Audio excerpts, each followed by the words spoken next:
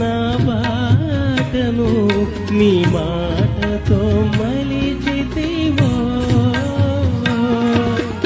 ఏ రీతిగా నా గమ్యమును నీ సిలువతో మార్చితివో యేసయ్యా. నేను వెళ్ళే మార్గము నా యేసుకే తెలియును.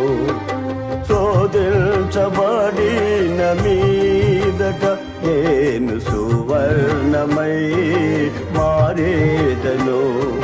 శోధించబడిన మీదట నేను సువర్ణమై